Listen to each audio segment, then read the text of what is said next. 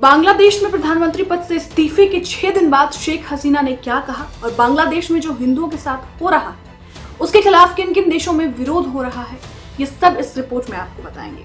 नमस्कार, मेरा नाम श्रुति झा है और अपना उत्तर प्रदेश न्यूज पर आपका स्वागत है। मीडिया रिपोर्ट्स के मुताबिक इस्तीफे के ठीक 6 दिन बाद शेख हसीना ने कहा है कि अमेरिका को सेंट मार्टिन आइलैंड न देने की वजह से उनकी सरकार गिराई गई है। हसीना ने अपने करीबी सहयोगियों से कहा कि मैं कट्टरपंथियों की हिंसा में मरने वालों की संख्या को बढ़ने नहीं देना चाहती थी। वे छात्रों के शवों के जरिए सत्ता हासिल करना चाहते थे, लेकिन मैंने पद छोड़कर ऐसा नहीं होने दिया।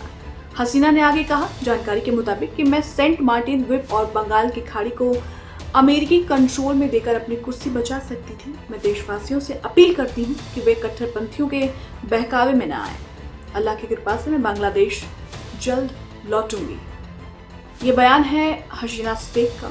आपको बता दें, बांग्लादेश में हिंसा के बीच हिंदू समुदाय पर हमले बढ़ते जा रहे हैं। जानकारी के अनुसार 52 जिलों में हिंदुओं पर हमले के अब तक 205 मामले सामने आ चुके हैं। रिपोर्ट्स के अनुसार हजारों हिंदू प्रदर्शनकारियों ने ढाका और चिटगांव में सड़कें जाम तक कर दी। उन्होंने अपने घरों, दुकानों और मंदिरों पर हो रहे हमलों का विरोध किया। इस दौरान प्रदर्शनकारियों ने हिंदुओं की रक्षा करो, हमें इंसाफ चाहिए और देश सभी नागरिकों का है जैसे नारे भी लगाए। मीडिया रिपोर्ट्स की माने तो शेख हसीना के इस्तीफे के बाद उनकी पार्टी अवामी लीग के 2 हिंदू नेताओं की हत्या तक कर चुकी है। वहीं आपको बता दें, बांग्लादेश में प्रदर्शनकारियों ने हिंदुओं पर हमले रोकने के लिए जरूरी कदम भी उठाए जा रहे हैं, मांग की है उन्होंने। साथ ही उन्होंने अल्पसंख्यकों के हितों की रक्षा के लिए जो है एक अलग मंत्रालय की भी मांग की है। प्रदर्शनकारियों का कहना है कि उन्हें बांग्लादेश के संसद में 10% सीटें दी जानी चाहिए। देखिए, सबसे बड़ी बात यह है कि हिंदू समुदाय पर हिंसा के खिलाफ हो रहे प्रदर्शन सिर्फ बांग्लादेश तक सीमित नहीं है। ब्रिटेन के हाउस ऑफ पार्लियामेंट के बाहर भी बड़ी संख्या में इकट्ठा हुए लोगों ने हिंदुओं पर हमले का विरोध किया। उन्होंने हिंदू लाइफ मैटर्स के नारे लगाए। इस प्रदर्शन में मानवाधिकार संगठन के सदस्यों समेत कई लोगों ने हिस्सा लिया। प्रदर्शनकारियों ने हिंसा से प्रभावित लोगों के लिए मुआवजे की भी मांग की है। इसके अलावा तोड़े गए मंदिरों को फिर से बनाने की भी मांग की गई है। प्रदर्शनकारियों ने कहा है कि वे इस देश में पैदा हुए हैं, ये उनके पूर्वजों की जमीन है, ये देश उनका भी उतना ही है। वे भले ही यहाँ मार दिए जाएं, फिर भी अपना जन्म स्थान जो है बांग्लादेश नहीं छोड़ेंगे। वे अपना अधिकार पाने के लिए सड़कों पर रहेंगे। बांग्लादेश की आबादी की अगर बात करें तो बांग्लादेश की कुल आबादी 17 करोड़ है, जिसमें हिंदू करीब 7.95% है। बांग्लादेश में हिंदू दूसरा सबसे बड़ा धर्म है। देश के 64 में से 61 जिलों में हिंदुओं की बड़ी आबादी रहती है। रिपोर्ट्स के मुताबिक बांग्लादेश में हिंदू हसीना की पार्टी अवामी लीग के समर्थक माने जाते हैं। यही वजह है कि अब वे निशाने पर हैं।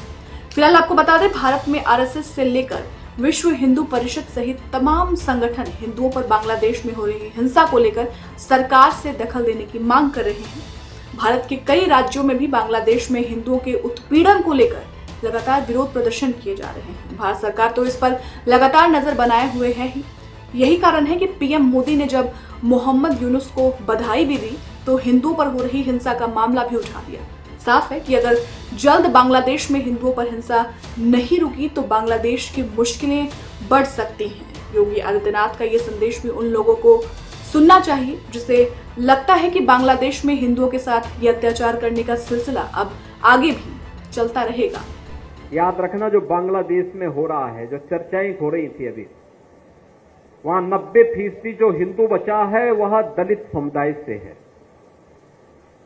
और मैं इसीलिए कहना चाहूंगा, ये जो सबके मुंह सिले हुए हैं, इसलिए सिले हुए हैं क्योंकि इनके मालूम है कि बांग्लादेश को हिंदू उनका वोटर नहीं होगा।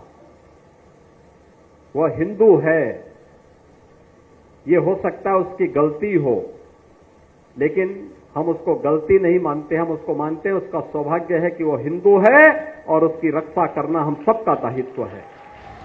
फिलहाल देखने वाली बात होगी कि जिस तरीके से बांग्लादेश में हिंदुओं को टारगेट किया जा रहा है, हिंदुओं के परिवारों को जानबूझकर मारा जा रहा है, मंदिरों को तोड़ा जा रहा है, आखिर वो कब खत्म होगा और कब बांग्लादेश में शांति फिर से दोबारा से वापस लौटेगी। फिलहाल इस खबर पर आपकी क्या राय है, हमें कमेंट सेक्शन में जरूर बताएं और ऐसे ही तमाम खबरों के लिए आप देखते रहें आपका अपना चैनल उत्तर प्रदेश न्यूज। शुक्रिया।